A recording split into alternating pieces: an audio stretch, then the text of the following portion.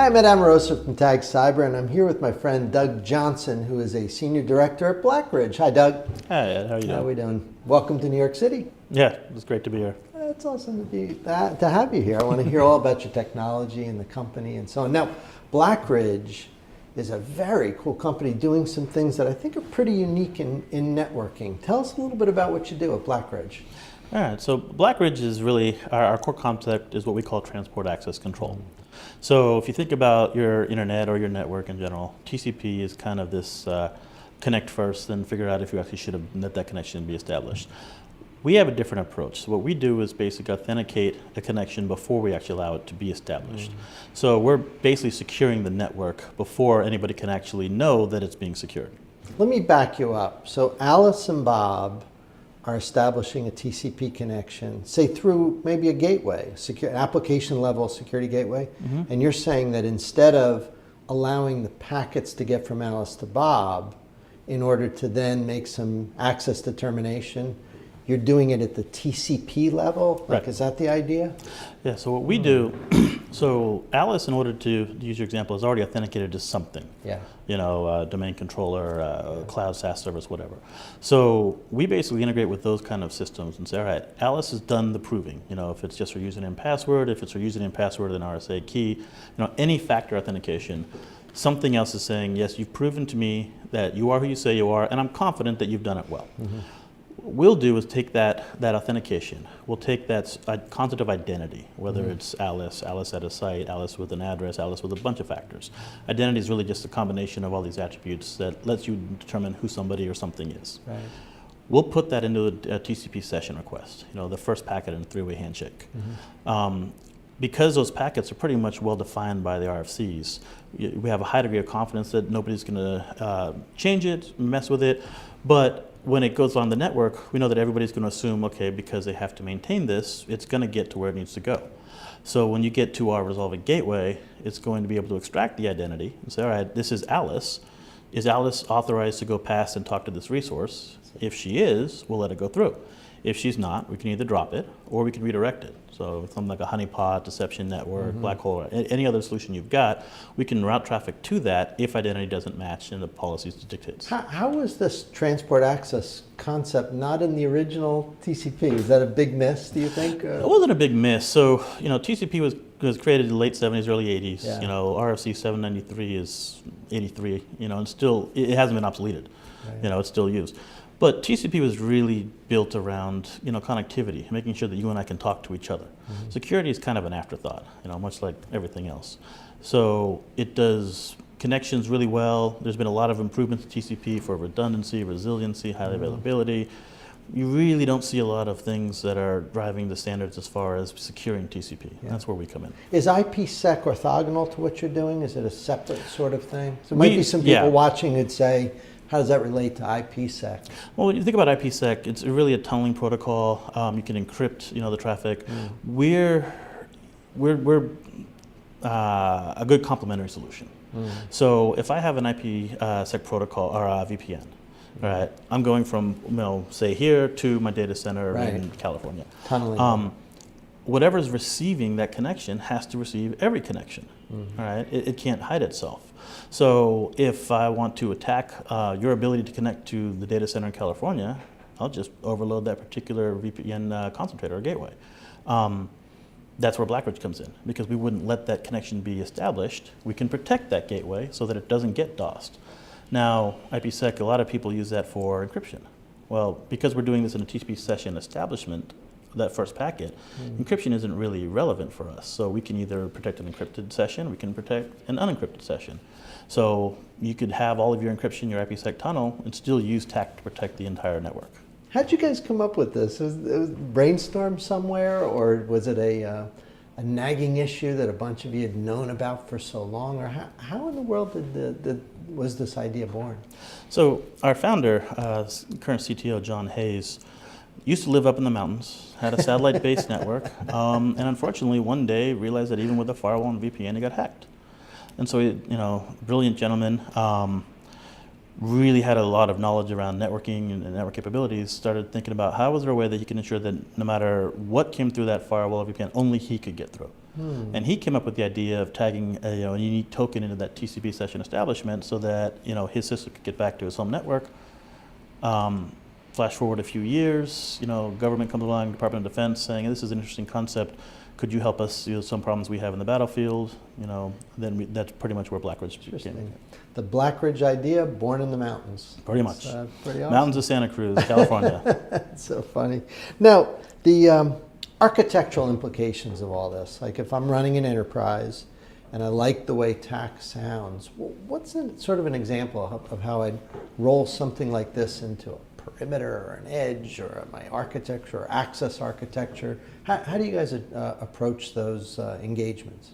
So one of the value props for BlackRidge is that it's a security solution that can be deployed in kind of a surgical manner. Yeah. What I mean by that is instead of having to take down your entire network to protect everything, you can identify a few key resources you want to protect and then put a gateway there. And then that'll resolve the identity, determine if you should have access to whatever you're getting behind. Yeah. We can protect a single resource, we can protect a group of resources. You really have flexibility over how your network's deployed. From an identity insertion perspective, you can determine what you want as your either a choke point, an endpoint client. Do you want to route to a gateway? So depending on how you've set it up, we're pretty much fit into anything. You mentioned perimeter, which is a very interesting topic for us. So we've spent a lot of time in the last year really extending our capabilities to the cloud. So we have support for Amazon, IBM Cloud, pretty much all the major players you can think of. In order to do that, we've abstracted our software a little bit so that the same code base that really runs on our physical appliances or our virtual appliances now runs in the cloud. What that allows you to do is, if you're familiar with the concept of a software-defined perimeter, when you authenticate to one of those sources that we talked about before, that determines what you have access to. So instead of having to rewire your network or reconfigure anything, with our gateways deployed at key positions, either in the cloud or in your physical prem, the software defines really what you have access to.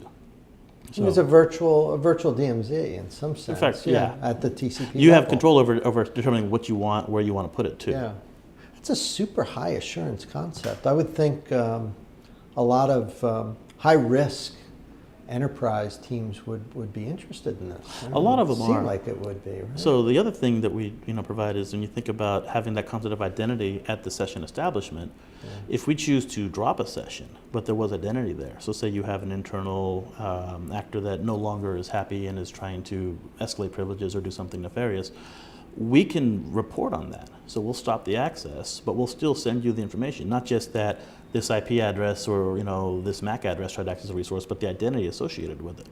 So we give a higher level of visibility to everything, whether it's being allowed or dropped. We'll let you know exactly what something's happening and then who is doing it as well. You've said identity a bunch of times. Help me. Is that address, MAC address, something at the application? What do you mean by identity? So identity to us is basically a unique way to determine what is trying to access the network.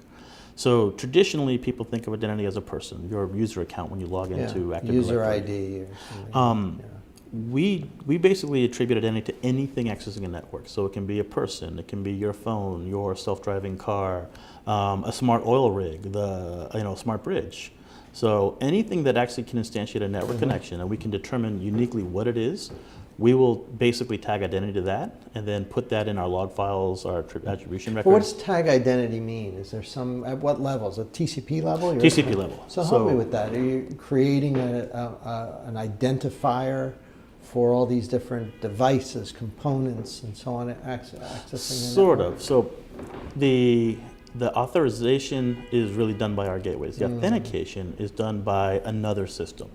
So when you log into, say, your domain controller, right? You do username, password, and we'll say you have an RSA key. So there's 3 factors there.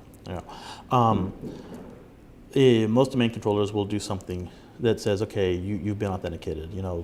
Generate a Kerberos ticket that you use to grant future requests from. Right. What we'll do is take certain information that relates to a network session from that Kerberos ticket creation. So it'd be, say, the string that is your username.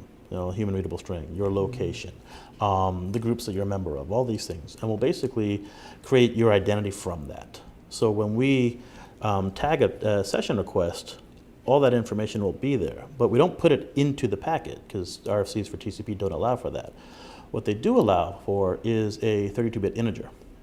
So we will basically take all that information and we will run it through an algorithm that we've designed that will generate that token. It's a single-use token that nobody knows what it is. It's a one-way cryptographic token as well. So even if you intercept it... It's a hash function. Exactly. Yeah. And you knew that this was a BlackRidge token, all you have is a result. So another gateway or another... That's an excellent idea. So It's, the hash fits into this. Yeah, John Hayes came up with this idea. That's a good idea. The algorithm's been improved over the years by him, a gentleman by the name of Whit Diffie. So we've got some... I think we've heard of him. Hopefully. We've got some really smart cryptographers, mathematicians that are behind this. That's pretty cool. That's awesome stuff. Now, I would imagine, tell me if I got this right, in terms of ecosystem, all the other components that are involved in that access path, like partners and network vendors and so on, must be sort of ripe for partnership with you guys? Like, are there some examples where you work with other companies? Am I saying that right? I would imagine there must be. I would think a lot of the network companies would be interested in partnering with you guys in this sort of particularly, thing. Is that right? Does that make sense? Exactly. So particularly because we are RFC focused. So we work on the TCP RFC. We are standards based. Our logging is RFC 5424 compliant. So you take networking vendors. We'll take Cisco for example. Cisco's a partner. We work with Cisco to extend their current security and network infrastructure to the cloud. So if you're familiar with, they have a framework called PXGrid that basically connects various networking technologies and security technologies so they can exchange information and really extend one tool to all the rest of their ecosystem. What we've done is integrate with the Cisco ICE product via the PXGrid framework to extend the Cisco technology from the network access control to the cloud. So if you have a BlackRidge gateway running on, say, an Amazon Web Services environment, you can log into your Cisco network, and then that login will generate an identity that will extend to policies that we'll enforce in the cloud. So you access your traditional Cisco network, but your perimeter is extended to Amazon by BlackRidge. So by respecting the standards, you were able to do that. I'm guessing if you'd gone off at some proprietary path, probably wouldn't have been as easy to integrate. We'd have a with bigger Cisco, risk right? of. So the other thing you think about with what we're describing here is we don't have control over the internet. Yeah. So we operate on a concept of everything between point A and point B is untrusted. We don't, it could be compromised, could be not compromised. We don't know where it is. We only make sure that we're basically saying that your session that you start, when you get to the end, we're protecting that. So in order to function like we do on a network we don't control, that we don't trust, we have to assume that the standards are in play. Yeah. The Cisco partnership sounds exciting, particularly for ICE, right? I mean, there's a lot of people who are moving in that direction. It's a very big product set. It's a very interesting initiative for us, exciting for us. We're looking forward to partnering with Cisco on other aspects as well. And we're seeing a lot of traction for it. We have the partnership's been really positive for us. That's great news. So Doug, you're a veteran. You've been doing this a while. I'm going to ask you about the future. So part A, part B, future in terms of kind of the BlackRidge technology and TAC and kind of the TCP level issues we've been talking about. And then I want to ask you more generally just about cybersecurity and threat and so on, like the hiding under the table at night, or are you bullish? But start with the first one. Where do you see the work you're doing? What's kind of on the horizon, and what are you guys looking at in the near and maybe not so near future? So where we're looking is extending our tax technology and offering to IoT, IIoT. That makes sense. A lot of those devices don't talk Industrial TCP. control. Industrial control is a big one. But what we're finding is there's a lot of transfer between the IT and the OT environments. Yeah. So we're seeing a big uptake on that. We're seeing a couple initiatives where some of the bigger players are seeing that there's a lot of market opportunity there. And so I'm glad to hear that. First time I found out about you guys, I was thinking this is OT. This is something that would be really, really useful for an OT separation. Well, we're seeing, I'll give you one example that we saw was one of the larger banks approached us and said that they were interested in our technology, But really, from a perspective of protecting the data centers, which Yeah. we thought normal, access control and everything that we're doing, they said, well, no, it's really about the thermostats, because we've invested heavily in heat-sensitive cameras, Yeah. and they were attacked where the thermostats were You raised could above ruin a 100. data center, right? Well, you can also raise it above 100 degrees. Yeah, I'm saying you ruin the whole, Yeah. ruin the equipment. That's Well, a they cool were using it story. from a perspective of if human body temperature is 98.6 and the ambient temperature is 100, those cameras are useless. And so, with the BlackRidge solution, you can actually determine, who's accessing what. So, our attribution will tell you that. But then we Yeah. can also block access if you're doing something nefarious. That's a So- cool application. I'm glad you guys are headed in that direction. Now, more generally, cybersecurity. Are the bad guys going to continue to make progress while we don't? I mean, what do you think? Well, By the way, I know vendors have to be positive. Oh, yeah. But nobody's watching, just you and I here. So now, what do you think? Do you worry about the threat advancing faster than, say, offense innovating faster than defense? I'll go on record as saying I do worry about that. I think I worry about it a lot. I think from a consumer perspective, the concept of zero-day attacks and limited security budget and resource, you're always at risk to be one step behind. Right.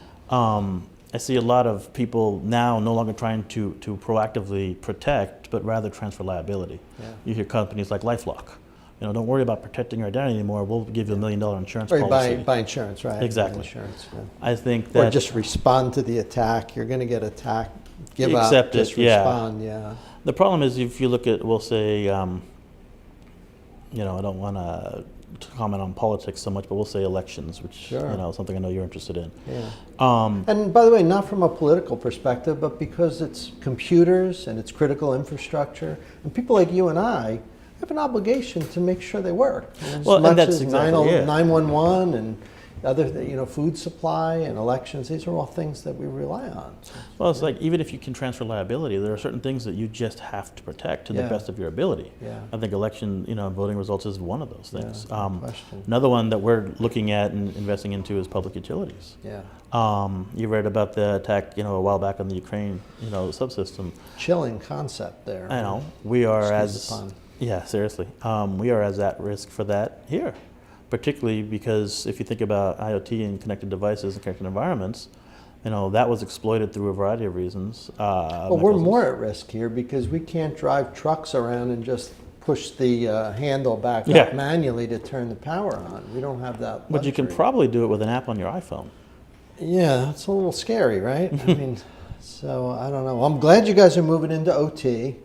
I love the standards-based TAC. I mean, I'm so glad you came by and gave us a little tutorial on that. I think once we start seeing people talking about TAC as an assumed component, then I think we'll have done our work, because I really do Exactly. believe in it. I think it's a good add to a protocol that has been pretty resilient and pretty well studied.